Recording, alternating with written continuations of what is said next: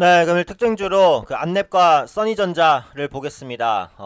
안철수 테마주라고 보시면 되겠죠. 대표격인 두 종목인데, 어떻게 보면 이제 정치권에 굉장히 어떻게 보면 이제 변수가 될 수 있는 그런 이슈가 나왔습니다. 바로 안철수 전 바른미래당 대표 정계 복귀 선언입니다. 이게 사실 약한 이슈는 아니에요. 왜냐면 안철수 전 대표가 언젠가는 사실 정치판으로 들어올 수 있겠다라는 예측은 했지만은 조금 갑작스러운 부분도 있고 타이밍상으로 보면 아주 좋았어요. 그리고 지금 이게 그 안철수 전 대표가 정계 복귀를 할 가능성이 있다. 이게 아니죠. 네. 안철수 전 대표가 밝혔듯이 복귀를 하겠다는 거예요. 완벽한 선언이란 말이에요. 무조건 들어오겠다는 거거든요. 그래서 안철수 테마주가 일단 기본적으로는 당분간 정치 테마주 중에서는 변동성이 가장 클 가능성이 높아졌다. 이렇게 보시면 되겠습니다. 관련해서 그 SNS에 글을 올렸어요.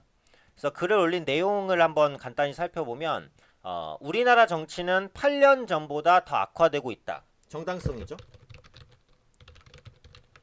네, 자신이 복귀하는 정당성입니다. 그 다음에 정치를 다시 시작하는 것이 옳은지 생각했다. 국민이 불러준다면. 역시 이제 정당성을 부여하는 부분이고요. 그 다음에 외로운 길일지라도 가야 할 길을 가겠다. 고 밝혔습니다. 그래서 사실은 말 그대로 정계 복귀 선언이 맞아요. 근데 이게 굉장히 타이밍적으로 좋다라고 생각을 하는 게 지금 정치권에서 보시면 향후 대선 차기 주자 선호도 지지에서도 지금 이낙연 총리가 1위고 황교안 대표가 2위예요. 근데 이게 지지율적으로는 높은 위치에 있다고 하더라도 사실은 대안이 없단 말이에요. 딱히. 그러다 보니까 기존의 정치권에 있는 사람들 중에서 순위가 나뉘는 그런 흐름이었는데 이 안철수 전 대표 같은 경우에는 사실 보수 쪽에서 많이 원하고 있죠. 특히 유승민 의원 같은 경우가 굉장히 러브콜을 좀 많이 보냈었고 그런데 그때는 계속해서 고사를 이제 했었어요. 근데 사실은 불러준다고 바로 가는 것도 줏대가 없거든요. 그러다 보니까 뭐 시간을 끌었다 이렇게 볼 수도 있지만 안철수 전 대표 내부적으로도 고민을 했을 수 있겠죠. 정치적으로 이게 옳으냐 그르냐를 얘기하는 것은 아닙니다. 그러니까 제 방송 어디까지나 주식 컨텐츠이기 때문에 뭐 정치 얘기를 하자는 것은 아닌데요. 어쨌든 이번에 정계 복귀를 확실시했고 지금 정치권에서 기존의 정치 에서 약간 벗어났던 사람 중에 복귀했을 때 파장이 가장 클 수 있는 게 이제 안철수 전 대표란 말이에요. 그리고 이게 약간 꼬놀이패 같은 게 안철수 전 대표 같은 경우에는 진보는 성향이 아니잖아요. 보수 쪽에 조금 더 가까운데 그렇다고 찐 보수냐? 그렇지도 않아요. 그쵸? 보수 색깔을 가지고 있는 정도란 말이에요. 그러니까 그러다 보니까 어느 쪽으로도 갈 수 있는 거예요. 그래서 갈 수 있는 길이 열렸고 그러다 보니까 역시 러브콜을 보내는 당도 많아질 수밖에 없다라고 봅니다. 그러니까 결국 이제 그 다음에 주목할 부분은 안철수 전 대표가 일단 정계 복귀를 하기는 하기로 했는데 어느 쪽으로 같이 함께 할지 이 부분이란 말이죠. 누구랑 손을 잡을지.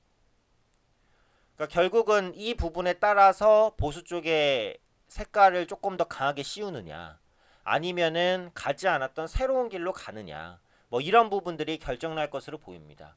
특히 지금 보시면은 4월 15일 총선이 100일 남았어요. 100일. 총선이 100일 조금 더 남았나요? 그쵸? 100일 정도 남았잖아요. 그러다 보니까 타이밍적으로도 굉장히 좋았습니다.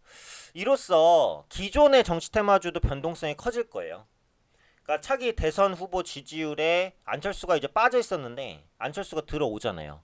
물론 그렇다고 해서 급작스럽게 뭐 치고 올라간다 이건 아닙니다. 그건 두고 봐야 아는 것이지만 어쨌든 유력한 대선 후보가 한 명 더 복귀했다 정도로 볼 수 있을 것 같아요. 그런 관점에서 안철수 테마주들 그리고 이를 비롯한 다른 정치 테마주들의 움직임까지 영향을 주겠죠.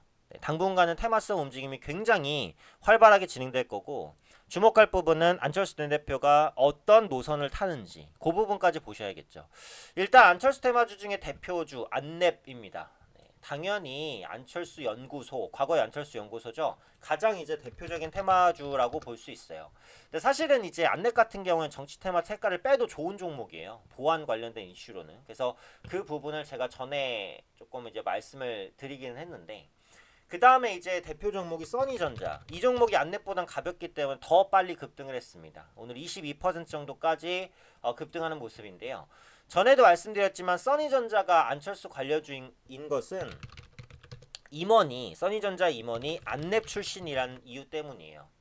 근데 이것은 예전에 엮였던 이슈고, 써니전자 측에서도 우리는 안철수와 직접적인 관계가 전혀 없습니다 라는 부분을 수시로 밝혔어요. 하지만 그럼에도 불구하고 전에 제가 말씀드린 대로 한번 정치 테마주 색깔이 입혀지면 이 색깔이 생각보다 잘 안 빠집니다. 그렇기 때문에 써니전자 역시도 여전히 안철수 관련주다라고 이제 평가가 되고 있어요.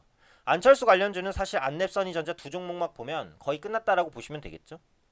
근데 앞으로의 이제 전략인데, 지금은 단기적으로는 갭 상승이 크게 나왔기 때문에 보유하고 있더라도 잠깐 끊어갈 타이밍이라고 보여져요. 근데 이 갭을 메우고 밀리는 시점이 온다면 충분히 재반등할 수 있어요.